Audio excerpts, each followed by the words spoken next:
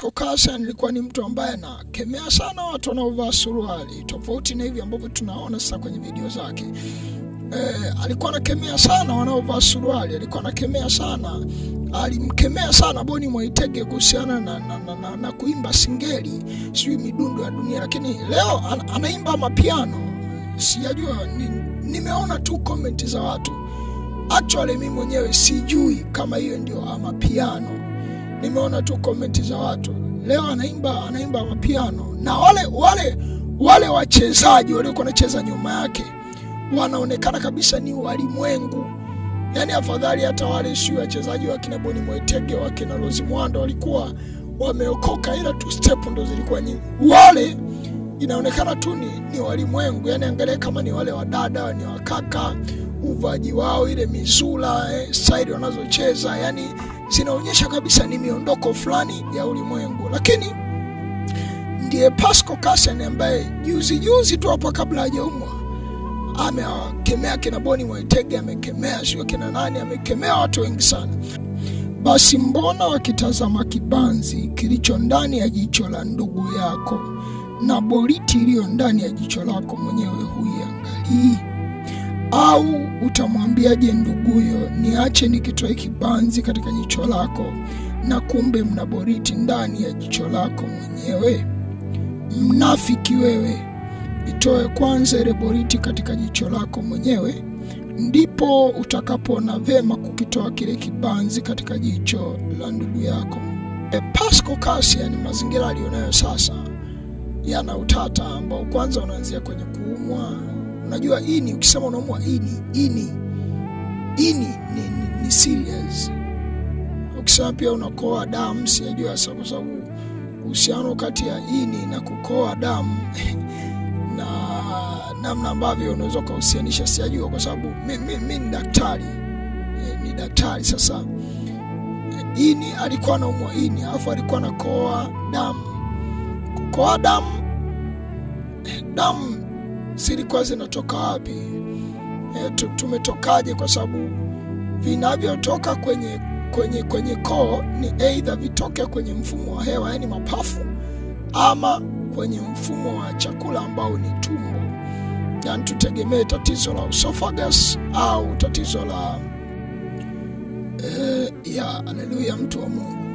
Je, kwa video hii aliyoitoa Pasco Cassian amethibitisha kwamba kilichojaa ndani yake sio kile ambacho huwa anakiongea, ama amethibitisha kwamba yale ambayo huwa anayahubiri kwa nguvu kubwa na kuyakemea kwa nguvu kubwa, yeye mwenyewe ni mshirika wa kwanza ambaye hawezi kuyaishi? Ama je, amethibitisha kwamba amerudi kwenye yale anayoyakataa? Ama amethibitisha kuwa huwa anawapinga watu kimkumbo, ama kwa namna ambayo yeye mwenyewe ni sehemu ya yale ambayo anayapinga? Nianzie na waraka kwanza wa Yohana sura ya 2 mstari wa 18.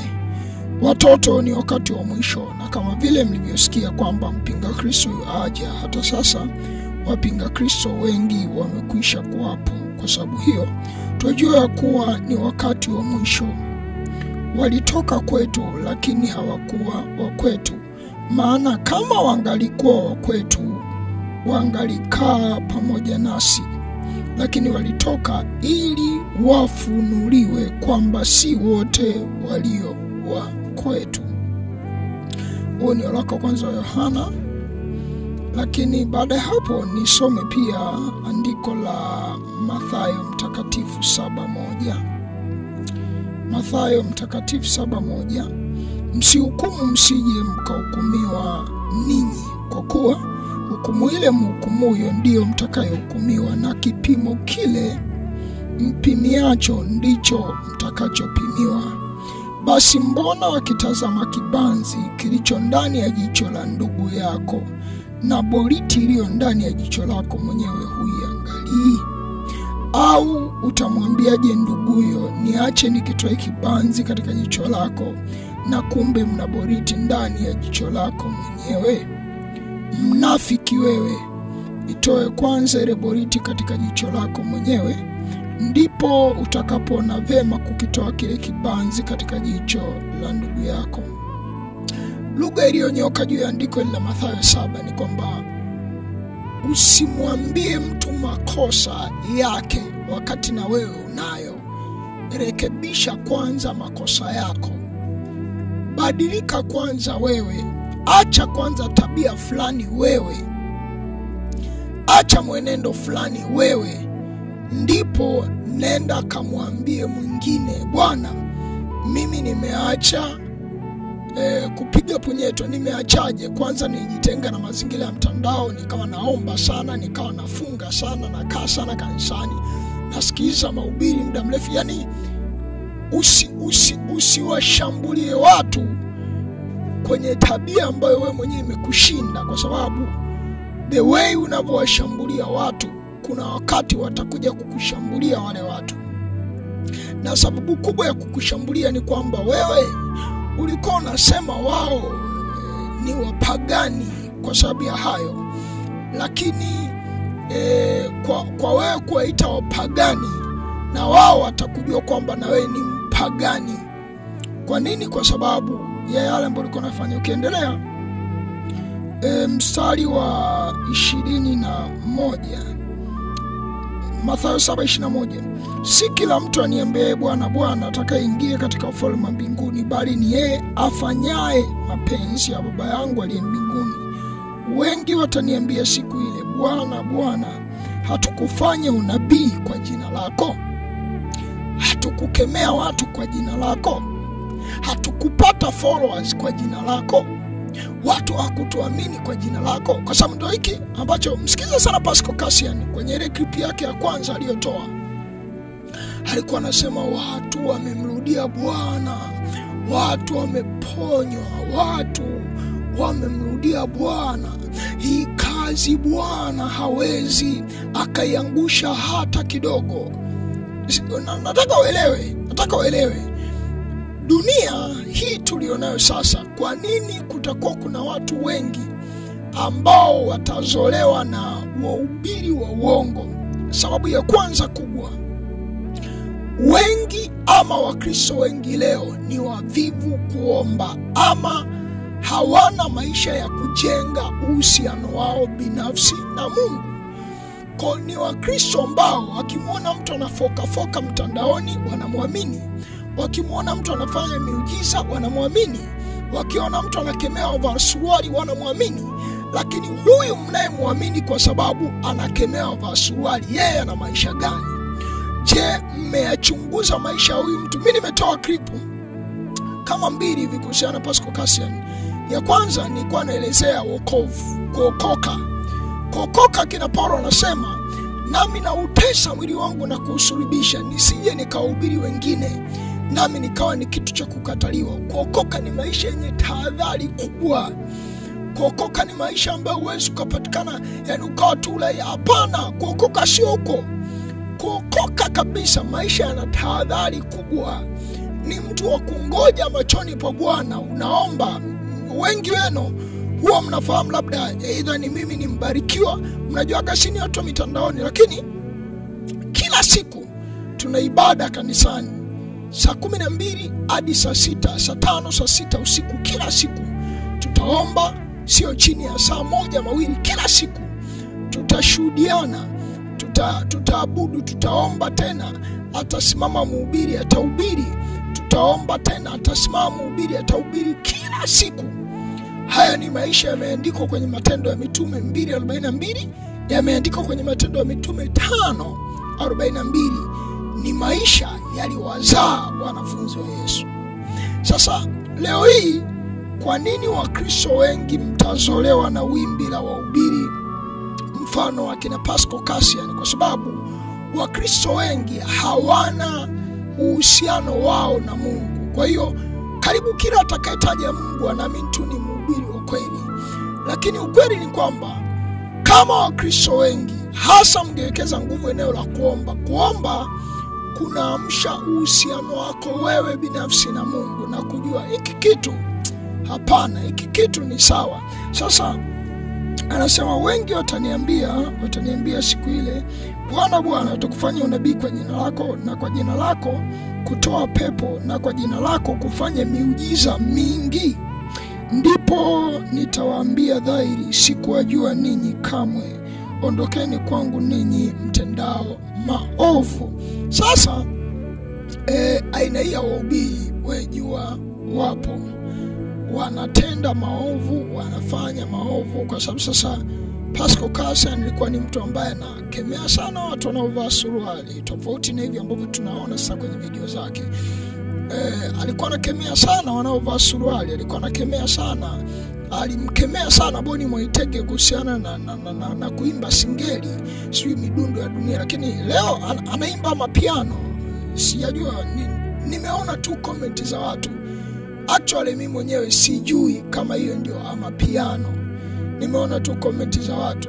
Leo anaimba mapiano, na wale wachezaji waliokuwa wanacheza nyuma yake wanaonekana kabisa ni walimwengu. Yaani afadhali hata wale sio wachezaji wa kina Boni Mwaitege, wa kina Rose Muhando walikuwa wameokoka, ila tu step ndo zilikuwa nyingi. Wale inaonekana tu ni walimwengu. Yaani angalia kama ni wale wadada, ni wakaka, uvaji wao, ile mizula, style wanazocheza, yani zinaonyesha kabisa ni miondoko fulani ya ulimwengu. Lakini ndiye Pascal Cassian ambaye juzi tu hapo kabla hajaumwa amekemea kina Boni Mwaitege, amekemea sio kina nani, amekemea watu wengi sana. Hasa comment za wengi zinasema unajua wokovu. Mimi nijuacho ni kwamba wokovu tu ni maisha yanahitaji tahadhari. Kwa Pascal Cassian siwezi nikamzungumzia sana, lakini nijuacho ni kwamba inawezekana kabisa. Unajua wengi mitaani leo wanasema ameokoka mhubiri. Inawezekana kabisa huyo mtu hajawahi kujua hata kuokoka kukoje. Hajawahi, kwa sababu kuokoka ni kuna nidhamu tofauti kabisa na hivi mnavyoiona dunia, au mnavyoona watu wanakuwa wanaishi na kuipaparikia dunia. Kuokoka sio huko. Sasa nitoke hapo kwenye Mathayo nisome baadhi ya maandiko mengine katika Warumi. Nishaambia kitu kimoja kwamba unajua hii style ambayo uko nayo bi, kwa mfano hii Pascal Cassian, yeye hana mshirika hata mmoja. Washirika wake tu ni wale ambao wanawaita mabara, walioko Ulaya anaita mabara, kimsingi ni bara la Ulaya, lakini hao ndo washirika alionao. Hivi kweli kama huyu mhubiri anahubiri injili ya kweli kabisa, kwa nini katika watu milioni 60 wa Tanzania hana hata mtu mmoja ambaye ama yeye ndo hajataka kuwa na kanisa? Na kama hajataka kuwa nalo, kwa nini? Nataka nikujulishe, inawezekana watu wengi ambao wanapenda maisha ya upweke na kujitenga na watu sio ndo watakatifu kihivyo. Kuna mambo kwenye maisha yao wanayaficha, ama kuna siri kwenye maisha yao wanazificha, wataki watu wasijue.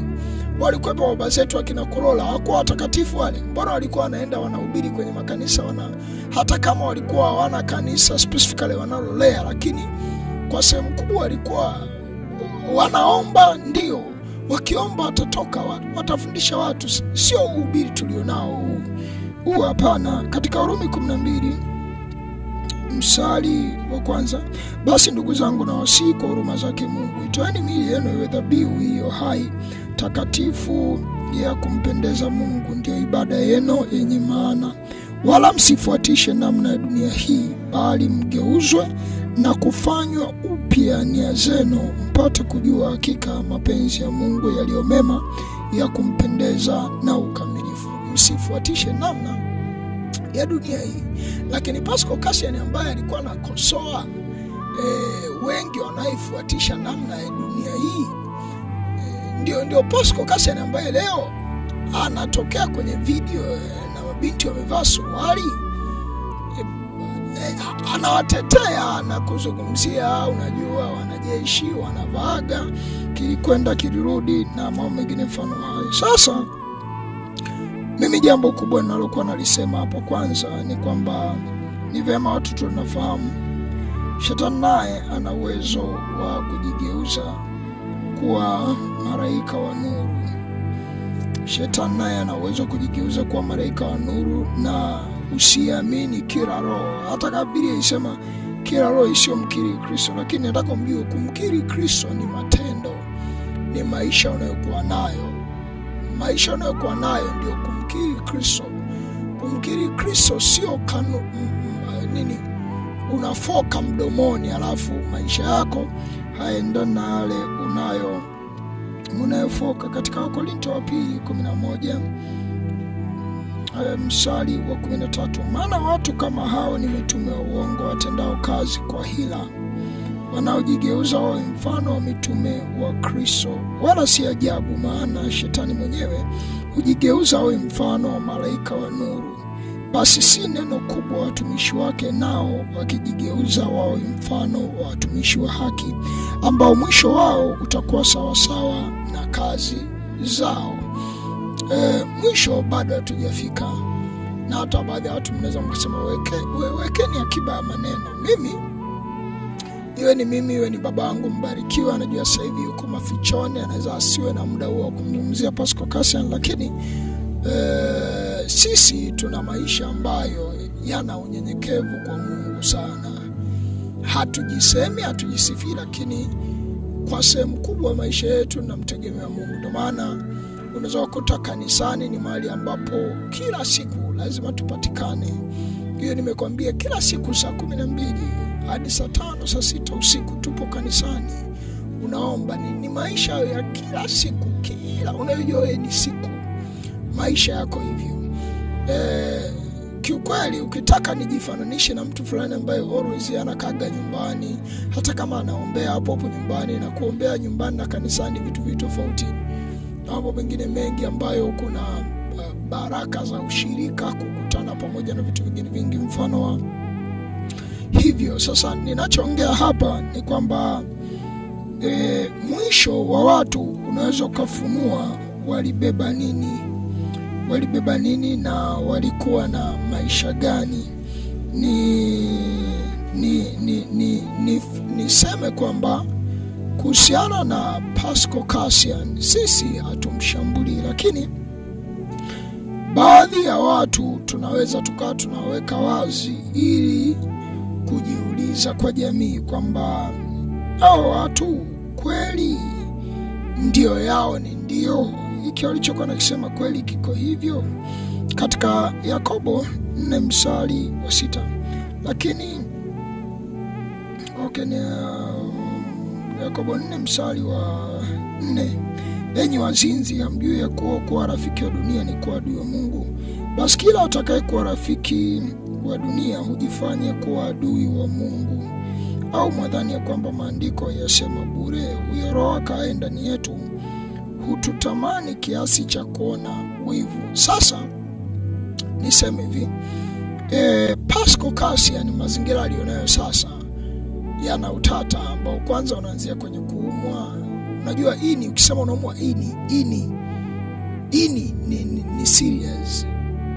Ukisema pia unakoa damu, sijajua sasa, kwa sababu uhusiano kati ya ini na kukoa damu na namna ambavyo unaweza kuhusianisha sijajua, kwa sababu mimi ni daktari. Sasa ini alikuwa anaumwa ini, alafu alikuwa anakoa damu.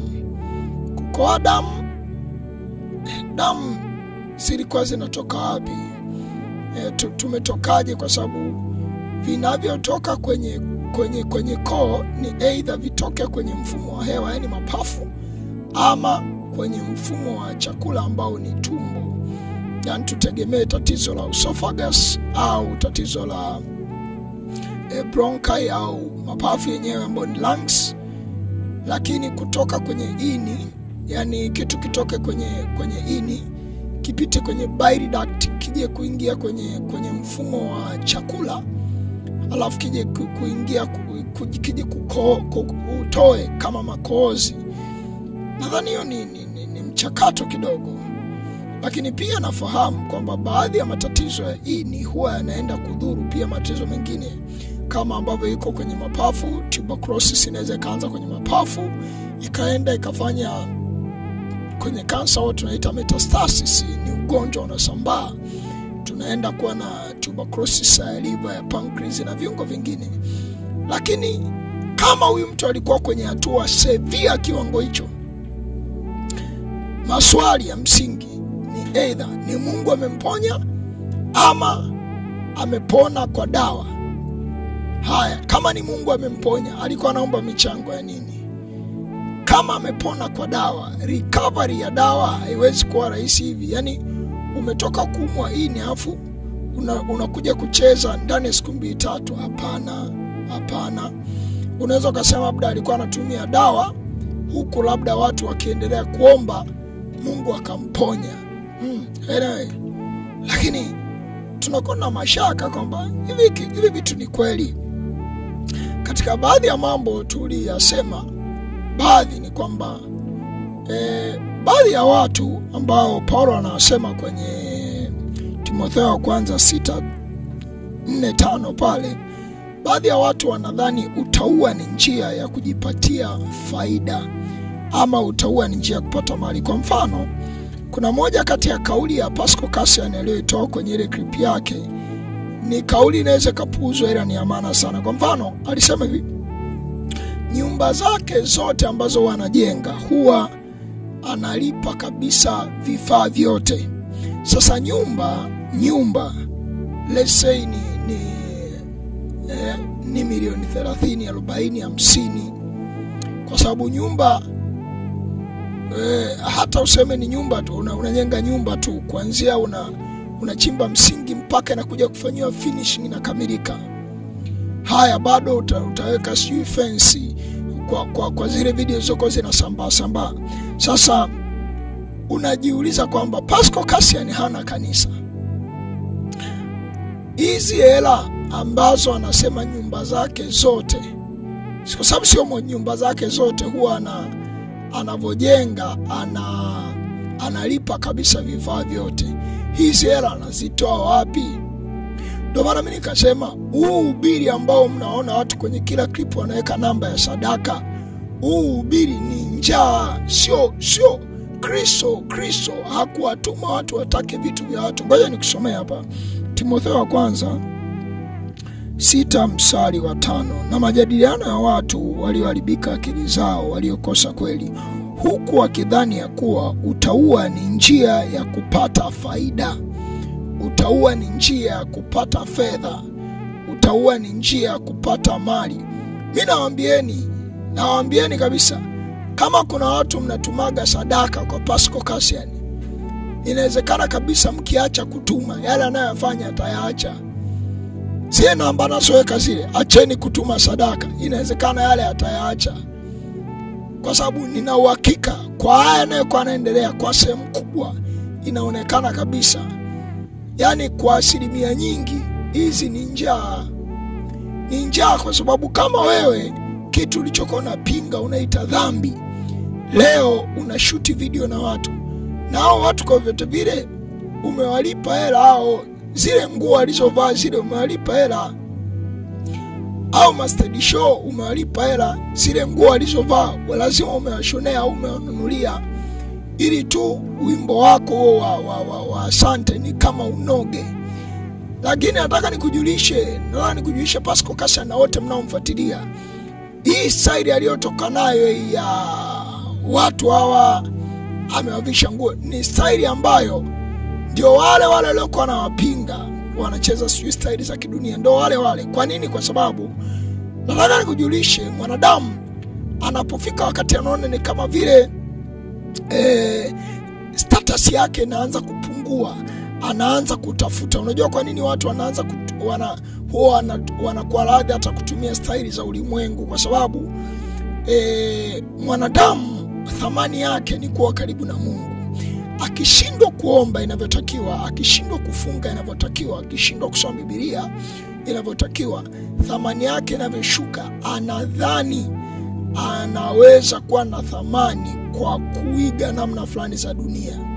Lakini kumbe unavyoiga dunia kwa msingi ya neno la Mungu, ndio unashuka hadhi zaidi. Sasa kwa vyote vile Pascal Cassian yeye kile alichokifanya kukodi wale waimbaji, mimi sikatai. Mbarikiwa ameshawahi kuimba hata hip hop, lakini hakuwahi kwenda kushuti popote, aliimba tu kanisani. Baada ya hapo ikaisha, kaendelea na mambo mengine.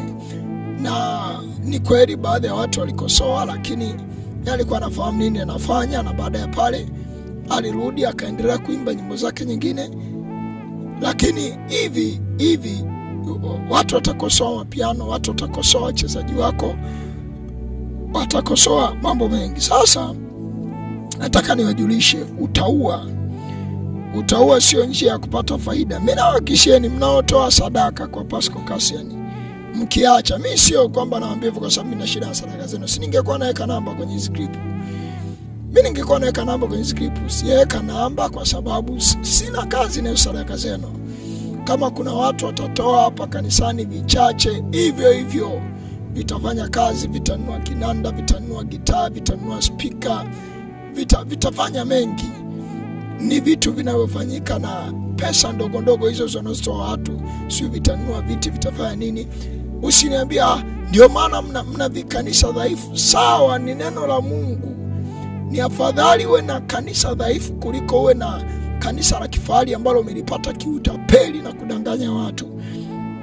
Katika Wakorinto wa pili 12:14, natazama hii ni mara ya 3 ya mimi kuwa tayari kuja kwenu, wala sitawalemea, maana si vitafuti vitu vyenu, bali na watafuta ninyi.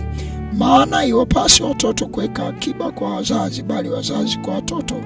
Nami kwa furaha nyingi nitatapanya, tena nitatapanywa kwa ajili ya roho zenu. Je, kadri nizidivyo kuwapenda sana, ninapungukiwa kupendwa? Niliuliza nikasema, Pascal Cassian nani amewahi kumsaidia hela? Katika sadaka zote anazotoa watu, nani ana ushuhuda amewahi kusaidiwa hela na Pascal Cassian? Kwa sababu kina Paulo anasema kwa ajili hiyo nitatapanya na kutapanywa. Yani mali alizonazo atazitapanya. Watu wa Makedonia walikuwa wanaleta vitu kwa Paulo. Paulo alikuwa anavitumia kuwasaidia watu. Anauliza Wakorinto, nilifanya vibaya pale ambapo nilichukua mali zangu na kuwasaidia. Sasa tujiulize maswali. Nani ambaye katika sadaka zote ambazo wanapewa Pascal Cassian, kwenye zile namba ambazo wanaweka watu sio walioko Ulaya wapi, kwenye hizo sadaka zote nani ambaye amewahi kusaidiwa? Labda Pascal Cassian alikusaidia mtaji, Pascal, kwa sababu ni neno la Mungu. Ndivyo Paulo anavyosema kwamba Bwana Yesu alitufundisha ni heri kutoa kuliko kupokea. Huu ubiri wawe kuwa tu unapokea always, hautoi, unageuka kuwa ni mtu ambaye fedha inakuwa na thamani sana kwako, na kwa kujua au kutokujua unaweza ukageuka tapeli saa yoyote. Kwa nini? Kwa sababu wewe umezoea kupewa. Anyway, niishie hapo kwa leo.